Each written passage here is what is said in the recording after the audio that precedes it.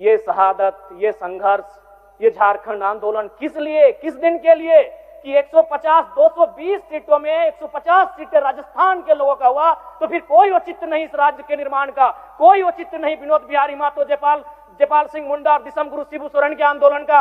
आज इस राज्य के युवाओं के सपनों के साथ धोखा हो रहा है। अध्यक्ष महोदय, कराता हूं माइथेन की, एमपीएल की बहुत ही शक्तिशाली प्रोजेक्ट है जो महाराष्ट्र से संचालित होती है। एक आदिवासी नौजवान का मृत्यु हुआ था दुर्घटना के कारण। हम लोग 6 दिनों से धरना पर बैठे थे और नियोजन की मांग कर रहे थे, मुआवजा की मांग कर रहे थे। कंपनी ने स्पष्ट कह दिया कि ना नियोजन मिलेगा ना मुआवजा मिलेगा। चंपई सोरेन जी गए, उन्होंने महाराष्ट्र में बैठे अधिकारी को फोन लगाया, जब बात नहीं माने डीसी से कहा झारखंड की पुलिस को यहां से बाहर करिए, यहां के झारखंड के लोग इस कंपनी को सबक सिखा लेंगे। यह बोली होनी चाहिए कि मुख्यमंत्री की। चंपई सोरेन जी ने स्पष्ट कहा कि अगर ये कंपनी हमारी बात नहीं सुन रही है तो इसे यहां डीसी को उन्होंने सीधे निर्देश दिया हमारे सामने धनबाद डीसी को कि आप जितना भी झारखंड पुलिस यहां तैनात है सबको बाहर करिए। अगर ये हमारी जमीनों पर खड़ा होकर हमारी बात नहीं सुनता है तो यहाँ के लोग इसे देख लेंगे। इसलिए ये मुख्यमंत्री का बयान नहीं होना चाहिए कि आप कब्जा कर लें। मुख्यमंत्री का बयान ये होना चाहिए अध्यक्ष महोदय, उनका नीति नियम बनाने का बयान होना चाहिए। और जेपीएससी जेएसएससी को मंतव्य देना सरकार के अधिकार के क्षेत्र में आता है, तो आप उनको ये मंतव्य दीजिए कि ज्यादा से ज्यादा जो परीक्षा ली जाए वो हमारी भाषाओं में ली जाए। उदाहरण के लिए मंगरी यार बुधनी ढेकिया कुटेले गेल हले, ढेकिया कुटते कुटते कानी मुनी उंगरिया कुटाए ले। ये दूसरे राज्यों के अभ्यर्थियों को समझ में नहीं आएगा। उनसे ये पूछा जाए कि घैला और पैला में अंतर क्या होता है, दूसरे राज्य के अभ्यर्थियों को ये समझ में नहीं आएगा। आप अगर उनको सिलेबस देंगे तो सिलेबस को कोई भी याद कर सकता है, उन्हें सिलेबस नहीं। जो हम लोग गांव में होता है, जो हमारी संस्कृति में होता है, जो हमारी परंपराओं में होता है, उनके आधार पर परीक्षाएं ली जाएं। और नहीं तो ये मैया सम्मान योजना की राशि मैं सराहना करता हूं सरकार की, लेकिन कब तक बांध के रखेगी हमारे नौजवानों को और हमारी उन माओं को जिनको आप 2,500 रुपए दे रहे हैं, लेकिन उन्हीं की बेटों और बेटी की नौकरियां जो 50,000, 70,000, 90,000 आप दूसरे राज्यों को बेचने का काम कर रहे हैं। ये संविधान का, भारत के कानूनों का, क्योंकि भारत का संविधान जो कि कहता है 16(2) हम धर्म, जाति, नस्ल, लिंग, वंश, जन्म स्थान या निवास स्थान के आधार पर सरकारी नौकरियों में भेदभाव नहीं कर सकते हैं। मैं भारत के संविधान का सम्मान करता हूं, लेकिन इसमें कहीं नहीं लिखा है कि हम भाषा के आधार पर भेदभाव नहीं कर सकते हैं। अध्यक्ष महोदय, राज्य सरकार को चाहिए कि जिला नहीं, अगर संभव हो तो प्रखंड में जाकर भाषा का चयन किया जाए और भाषा के आधार पर परीक्षा लिया जाए। भारत का संविधान कहीं आड़े नहीं आएगा, क्योंकि भारत का संविधान भाषा की बात नहीं करता है। भारत का संविधान धर्म, जाति, लिंग, नस्ल, जन्म स्थान और निवास स्थान की बात करता है। इसलिए अध्यक्ष महोदय, मैं सरकार को यह सुझाव देना चाहूंगा, अगर आपसे जिला स्तरीय नहीं हो पाता है तो आप प्रखंड में जाइए और वहां कौन सी भाषा बोली जाती है उस भाषा के आधार पर परीक्षा लीजिए। इसलिए आज इस राज्य को अगर आवश्यकता है तो नियोजन नीति की आवश्यकता है। आज नियोजन नीति नहीं रहने के कारण हमारे राज्य के युवा पलायन कर रहे हैं, हमारे राज्य के युवा बेरोजगारी का सामना कर रहे हैं और कई अवसरों पर तो आत्महत्या तक का प्रयास कर रहे हैं। इसलिए अध्यक्ष महोदय, आज इस राज्य को आवश्यकता है, नियोजन विभाग के बजट पर बहस हो रही है, इस राज्य को नियोजन नीति की आवश्यकता है। मैं आज व्यवस्था करते हैं, आज व्यवस्था करो। तो सबसे पहले आज श्रम नियोजन प्रशिक्षण विभाग एवं उद्योग विभाग के अनुदान मांग बजट पर मैं इस वाद विवाद में कटौती प्रस्ताव के समर्थन में अपनी बात रखने आया हूं। अध्यक्ष महोदय, यह विभाग काफी महत्वपूर्ण विभाग है। अगर झारखंड आंदोलन की बात करें, जब धनबाद कोयलांचल से इस आंदोलन को गति दी गई थी तो श्रमिकों का एक बहुत बड़ा योगदान था। लेकिन आज अगर मैं श्रमिकों की बात करूं, श्रमिक वे होते हैं जो अदृश्य नायक की तरह इस राज्य के निर्माण में अपनी भूमिका का निर्वहन करते हैं। चाहे वो विधानसभा के निर्माण की बात हो, सड़क पुल के निर्माण की बात हो या बगल में हाईकोर्ट या क्रिकेट स्टेडियम के निर्माण की बात हो। लेकिन जब हम उनकी सुविधा की बात करते हैं अध्यक्ष महोदय, तो हमें लगता है हमारे राज्य के पास उनके लिए कोई तैयारी नहीं।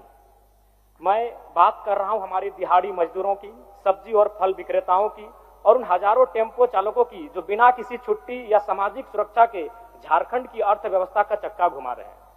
वर्तमान की स्थिति क्या है मान्यवर, वर्तमान में राज्य के श्रम कानूनों में इन ओपन मजदूरों के लिए कोई स्पष्ट और प्रभावी ढांचा मौजूद नहीं है। एक निर्माण श्रमिक या रेहड़ी पटरी वाला व्यक्ति जब सुबह घर से निकलता है तो उसे यह नहीं पता होता है कि आज काम मिलेगा या नहीं मिलेगा, और यदि काम मिल भी जाए तो दुर्घटना की स्थिति में उसके पास ना तो बीमा है, ना इलाज के लिए ESI की सुविधा है, और ना ही बुढ़ापे के लिए PF का सहारा है। अतः मैं सरकार को स्पष्ट सुझाव देना चाहूंगा कि इन श्रमिकों को व्यवस्था के दायरे में लाने के लिए एक यूनिक वर्कर आईडी प्रणाली लागू की जाए। यह केवल एक कार्ड नहीं बल्कि उनके अधिकारों का सम्मान होगा। जितने भी असंगठित मजदूर, वेंडर और चालक इस आईडी के तहत उन्हें पंजीकृत किया जाए, मैं सरकार से यह मांग करना चाहता हूं। अध्यक्ष महोदय, प्रवासी मजदूर, मैंने हर बार प्रवासी मजदूरों की समस्याओं को लेकर विभाग से सवाल किया, विभाग का उत्तर मिला। हालांकि प्रवासी मजदूरों की दुर्घटना पर मंत्री महोदय का कोऑपरेट रहता है, उसके लिए मैं उन्हें बधाई दूंगा, लेकिन मंत्री महोदय आपके पास डेटा बिल्कुल गलत रहता है। जो भी विभाग आपको डेटा देता है आपको स्पष्ट जानकारी नहीं देता है, क्योंकि आप कोरोना काल के आंकड़ों को निकालिए जिसमें माननीय मुख्यमंत्री श्री हेमंत सोरेन जी के नेतृत्व में लगभग 12 लाख प्रवासी मजदूरों को हम लोगों ने झारखंड सकुशल वापस लेकर आए थे। तो सवाल ये बनता है कि जब हम 12 लाख मजदूर वापस लेकर आए तो हमारे पास डेटा में मात्र 2 लाख उपलब्ध कैसे है? इतनी बड़ी असमानता कैसे, इतना बड़ा तालमेल का गड़बड़ी कैसे हो सकता है? अनुमानित 12 लाख हम लेकर आए थे, और अगर मान लिया जाए तो हमें लगता है 16 लाख से ज्यादा प्रवासी मजदूर इस राज्य से बाहर दूसरे राज्यों में और दूसरे देशों में रहते हैं। तो इसलिए अध्यक्ष महोदय, मैं माननीय मंत्री महोदय से आग्रह करूंगा, और विशेषकर चूंकि आज एक ऐसे राज्य जो 40% खनिज संपदा देता है और उस राज्य में प्रवासी मजदूरों की संख्या में इजाफा होना भी इस राज्य के लिए चिंता का विषय है। अभी विजय कुमार महतो की मौत की जो बात थी वो ठंडी हुई नहीं कि उसी गांव में दूसरे प्रवासी मजदूर की फिर एक डेड बॉडी वापस आई है महोदय, जो कि बहुत ही चिंता का विषय है। आज सरकार को प्रवासी मजदूरों के हितों की रक्षा के लिए विशेष कानूनों को बनाने की आवश्यकता है। अब मैं बात करता हूं महोदय नियोजन की। अगर नियोजन की बात करें तो सबसे पहला बात, नियोजन के जो आंकड़े हैं उन आंकड़ों के अनुसार, और ये माननीय वित्त मंत्री महोदय ने अभी सार्वजनिक रूप से स्टेटमेंट दिया था कि हमारे पास नियोजन के आंकड़े लगातार घट रहे हैं।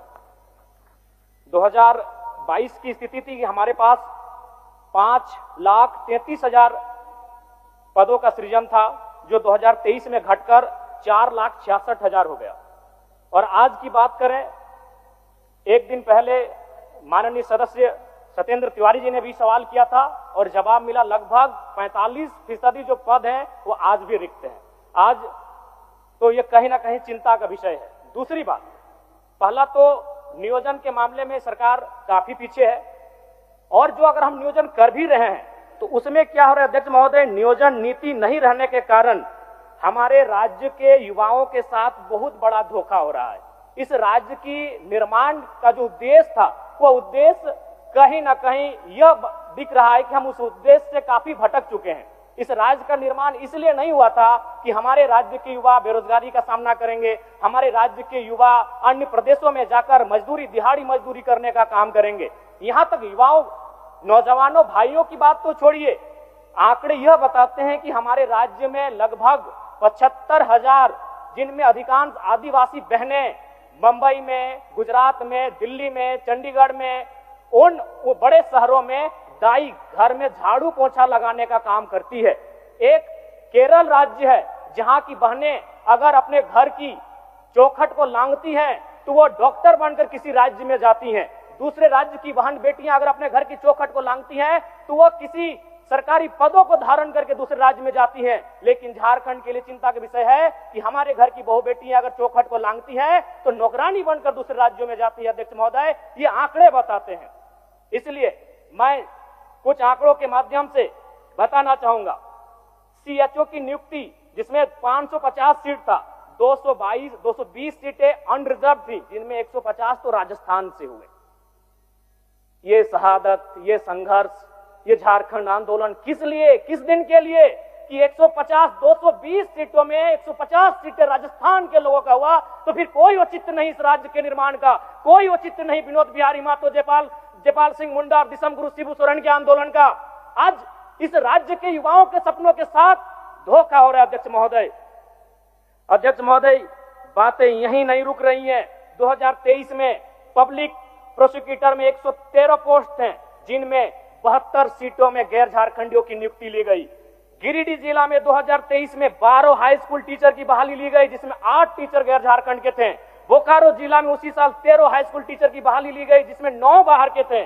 2022 में जेपीएससी के द्वारा 232 सीटों में 125 अनरिजर्व थे, जिसमें 82 गैर झारखंड के थे। अध्यक्ष महोदय, ये महज आंकड़े नहीं, इस राज्य की एक शर्मनाक स्थिति को बता रहा है कि हमारे पास क्या प्लानिंग है, हमारे पास क्या तरीके हैं कि हम इन चीजों को रोक सकें। 2024 में जेपीएससी के द्वारा 28 टाउन प्लानर की नियुक्ति हुई, जिसमें 17 गैर झारखंड के हैं। अध्यक्ष महोदय, ये बहुत ही चिंता का विषय है। यही नहीं, जेएसएससी के द्वारा 2023 में इलेक्ट्रॉनिक मैकेनिक्स के पद पर बहाली लिया गया, जिसमें 22 अनरिजर्व सीटों में 11 झारखंड से बाहर के थे। जेएसएससी के द्वारा 2023 में ड्राइंग प्रशिक्षण पदाधिकारी के पोस्ट पर नियुक्ति ली गई, जिसमें 43 अनरिजर्व सीटों में 22 गैर झारखंड के थे। 2023 में पुनः जेएसएससी के द्वारा फीटर की बहाली ली गई, जिसमें 91 अनरिजर्व सीटों में 24 गैर झारखंड के थे। 2023 में पुनः जेएसएससी के द्वारा वायरमैन की बहाली ली गई, जिसमें 5 अनरिजर्व सीटों में 4 गैर झारखंड के हुए। 2023 में जेएसएससी के द्वारा पुनः वेल्डर पोस्ट की बहाली ली गई और इस बार 46 अनरिजर्व सीटों में 16 गैर झारखंडों की नियुक्ति ली गई। 2023 में पुनः इलेक्ट्रीशियन के पद पर जेएसएससी के द्वारा बहाली लिया गया और इस बार 93 अनरिजर्व सीटों में 29 सीटें गैर झारखंडियों को गई। अध्यक्ष महोदय, जो कि चिंता का विषय है। अध्यक्ष महोदय, अब इसमें बात आता है भारत के संविधान का, भारत के कानूनों का। क्योंकि भारत का संविधान जो कि कहता है 16(2) हम धर्म, जाति, नस्ल, लिंग, वंश, जन्मस्थान या निवास स्थान के आधार पर सरकारी नौकरियों में भेदभाव नहीं कर सकते हैं। मैं भारत के संविधान का सम्मान करता हूं, लेकिन इसमें कहीं नहीं लिखा है कि हम भाषा के आधार पर भेदभाव नहीं कर सकते हैं। अध्यक्ष महोदय, राज्य सरकार को चाहिए कि जिला नहीं, अगर संभव हो तो प्रखंड में जाकर भाषा का चयन किया जाए और भाषा के आधार पर परीक्षा लिया जाए। भारत का संविधान कहीं आड़े नहीं आएगा, क्योंकि भारत का संविधान भाषा की बात नहीं करता है। भारत का संविधान धर्म, जाति, लिंग, नस्ल, जन्म स्थान और निवास स्थान की बात करता है। इसलिए अध्यक्ष महोदय, मैं सरकार को यह सुझाव देना चाहूंगा, अगर आपसे जिला स्तरीय नहीं हो पाता है तो आप प्रखंड में जाइए और वहां कौन सी भाषा बोली जाती है उस भाषा के आधार पर परीक्षा लीजिए। अध्यक्ष महोदय, मैं एक छोटा सा उदाहरण देता हूं। अगर परीक्षा में यह पूछा जाएगा कि आंख का तारा का मतलब क्या होता है, तो इस सवाल को उत्तर बंगाल के स्टूडेंट भी देंगे, बिहार के स्टूडेंट भी देंगे, गुजरात और राजस्थान के भी स्टूडेंट देंगे। लेकिन अगर सवाल पूछा जाएगा पकड़ तरे हाथ करे करे झांक, हाथ से छूटल माछ और बांधे गड़ल कांच, एकर माने की लगे, दूसरे राज्यों के स्टूडेंट नहीं कर पाएंगे। और दूसरी बात, सिलेबस सेट करना जेपीएससी जेएसएससी का अधिकार क्षेत्र में आता है और जेपीएससी जेएसएससी को मंतव्य देना सरकार के अधिकार के क्षेत्र में आता है। तो आप उनको ये मंतव्य दीजिए कि ज्यादा से ज्यादा जो परीक्षा ली जाए वो हमारी भाषाओं में ली जाए। उदाहरण के लिए, मंगरी यार बुधनी ढेकिया कुटेले गेल हले, ढेकिया कुटते कुटते कानी मुनी उंगरिया कुटाए ले। ये दूसरे राज्यों के अभ्यर्थियों को समझ में नहीं आएगा। उनसे ये पूछा जाए कि घैला और पहला में अंतर क्या होता है, दूसरे राज्य के अभ्यर्थियों को ये समझ में नहीं आएगा। आप अगर उनको सिलेबस देंगे तो सिलेबस को कोई भी याद कर सकता है, उन्हें सिलेबस नहीं, जो हम लोग गांव में होता है, जो हमारी संस्कृति में होता है, जो हमारी परंपराओं में होता है, उनके आधार पर परीक्षाएं ली जाए। और नहीं तो ये मैया सम्मान योजना की राशि मैं सराहना करता हूं सरकार की, लेकिन कब तक बांध के रखेगी हमारे नौजवानों को और हमारी उन माओं को जिनको आप 2,500 रुपए दे रहे हैं, लेकिन उन्हीं की बेटों और बेटी की नौकरियां जो 50,000, 70,000, 90,000 आप दूसरे राज्यों को बेचने का काम कर रहे हैं, ये कब तक बांध के रख पाएगी अध्यक्ष महोदय। इसलिए मैं सरकार को सीधा सुझाव देना चाहूंगा और विशेषकर चूंकि मेरी आयु कम है, मैं पहली बार सदन में आया हूं और मैं चाहूंगा कि विभागीय मंत्री के साथ साथ मैं संसदीय कार्य मंत्री का बहुत आदर करता हूं, मेरे इस बात को थोड़ा ध्यान से सुने मंत्री महोदय। क्या यह संभव है 60-40? आप उसे 60-40 के स्थान पर 60-20-20 कर दें। 60 यानी जो हमारा ओबीसी, एसटी, एससी और ईआरडब्ल्यूएस का रिजर्व कोटा है, और 20 जनरल 1, जनरल 2। क्या ये, अभी मत कुछ कहिएगा क्योंकि मेरा लय मत खराब कीजिएगा, बीच में मैं आपसे जानना चाहूंगा क्या यह संभव है? General 1, general 2। जनरल 1 में केवल झारखंड के जनरल होंगे और जनरल 2 में झारखंड के अलावा पूरे भारत वर्ष के जनरल सामान्य अभ्यर्थियों को मौका क्या दिया जा सकता है? क्या ये संभावनाएं हो सकती हैं? मैं माननीय संसदीय कार्य मंत्री के संज्ञान में ये देना चाहूंगा। अध्यक्ष महोदय, इसलिए आज इस राज्य को अगर आवश्यकता है तो नियोजन नीति की आवश्यकता है। आज नियोजन नीति नहीं रहने के कारण हमारे राज्य के युवा पलायन कर रहे हैं, हमारे राज्य के युवा बेरोजगारी का सामना कर रहे हैं और कई अवसरों पर तो आत्महत्या तक का प्रयास कर रहे हैं। इसलिए अध्यक्ष महोदय, आज इस राज्य को आवश्यकता है, नियोजन विभाग के बजट पर बहस हो रही है, इस राज्य को नियोजन नीति की आवश्यकता है। मैं आपसे ये आग्रह करना चाहता हूं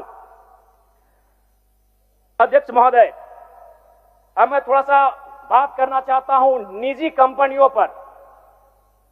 माननीय मुख्यमंत्री धनबाद गए हुए थे झारखंड मुक्ति मोर्चा के स्थापना दिवस के कार्यक्रम में गोल्फ ग्राउंड, और शायद धनबाद जाने के बाद उनके अंदर विनोद बिहारी महतो, कॉमरेड एकेरा और शिबू सोरेन की आत्मा शायद समा गई थी।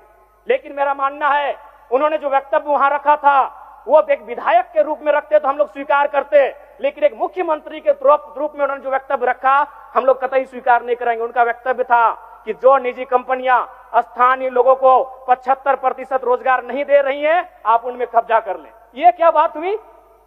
हम विधायक अगर इस बात को रखते हैं तो समझ में आता कि भाई एक विधायक ऐसा बोल रहा है। मुख्यमंत्री, राज्य के मुखिया, राज्य की अगुवा कह रहे हैं कि आप कब्जा कर ले। क्यों कब्जा करेंगे? आप इस राज्य के अगुवा हैं। मैं एक उदाहरण आपको दूंगा। सदन में चंपई सोरेन जी नहीं है, शायद उनके नाती का निधन हुआ है, मुझे भी सूचना मिली है। मैं पहले उनके नाती को श्रद्धांजलि देता हूं, उनको ढांढस मिले। एक घटना याद कराता हूं, माइथेन की, एमपीएल की, बहुत ही शक्तिशाली प्रोजेक्ट है जो महाराष्ट्र से संचालित होती है। एक आदिवासी नौजवान का मृत्यु हुआ था दुर्घटना के कारण। हम लोग 6 दिनों से धरना पर बैठे थे और नियोजन की मांग कर रहे थे, मुआवजा की मांग कर रहे थे। कंपनी ने स्पष्ट कह दिया कि ना नियोजन मिलेगा ना मुआवजा मिलेगा। चंपई सोरेन जी गए, उन्होंने महाराष्ट्र में बैठे अधिकारी को फोन लगाया। जब बात नहीं मानी, डीसी से कहा झारखंड की पुलिस को यहां से बाहर करिए, यहां के झारखंड के लोग इस कंपनी को सबक सिखा लेंगे। यह बोली होनी चाहिए मुख्यमंत्री की।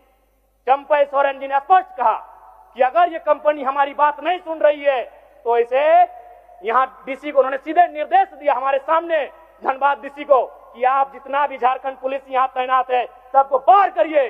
अगर ये हमारी जमीनों पर खड़ा होकर हमारी बात नहीं सुनता है तो यहाँ के लोग इसे देख लेंगे। इसलिए ये मुख्यमंत्री का बयान नहीं होना चाहिए कि आप कब्जा कर लें। मुख्यमंत्री का बयान ये होना चाहिए अध्यक्ष महोदय, उनका नीति नियम बनाने का बयान होना चाहिए। आज पिछले 1.5 सालों से निजी कंपनियों में 75% के आरक्षण को न्यायालय में चुनौती दी गई है। किसने दिया है? Jharkhand small industry Adityapur small industry Kolhan और एक लघु उद्योग भारती। कहां के हैं पता करिए, सारे के सारे गैर झारखंडी हैं। तो क्या इनका मनोबल इतना बढ़ा देना चाहिए कि ये हमारे कि स्थानीय युवाओं को 75% आरक्षण दिया जाएगा निजी कंपनियों में, उसके खिलाफ ये कोर्ट चले गए। और हमारी राज्य की सरकार, आज क्या हो रहा है, अगर हम लोग कितने गंभीर हैं, 1 साल से ज्यादा हो चुका है इसको कोर्ट में चुनौती दिया हुआ। क्या राज्य सरकार का भी वर्तमान में उनके जो महाअधिवक्ता, माननीय सदस्य, ठीक है, एकदम माननीय सदस्य, 1 मिनट और दे दीजिए, आप एक मिनट दे दीजिए अध्यक्ष महोदय। तो इसलिए मैं सबसे पहले आग्रह करूंगा कि जो राज्य में महाअधिवक्ता नेतृत्व में 75% का जो आरक्षण है निजी कंपनियों में, उस पर सरकार का ध्यान हमेशा रहना चाहिए। दूसरी बात अध्यक्ष महोदय, बिल्कुल मैं आपका सम्मान करता हूं और बिल्कुल समय नहीं लूंगा। प्रवासी मजदूर जिनकी मृत्यु दूसरे राज्यों में या दूसरे देशों, विशेषकर दूसरे राज्यों में होती है, उनके सामने एक मृत्यु प्रमाण पत्र निर्माण में क्षेत्रीय बाध्यता आती है जिसे समाप्त किया जाए। क्योंकि जब हम लोग जाते हैं तो जो कंपनी वाले होते हैं उनका कहना होता है कि हम इन्हें लाभ तभी दे पाएंगे जब इनका डेथ सर्टिफिकेट मिलेगा। जब डेथ सर्टिफिकेट बनाने की बात आती है तो ये हवाला दिया जाता है कि उसका डेथ तो राजस्थान में हुआ था, उसका डेथ तो महाराष्ट्र में हुआ था। अब वो परिवार दुख की हालत में राजस्थान का चक्कर काटे या महाराष्ट्र का चक्कर काटे या डेथ सर्टिफिकेट बनाए, इसलिए मैं चाहता हूं इस बाध्यता को समाप्त किया जाए। धन्यवाद। मान्य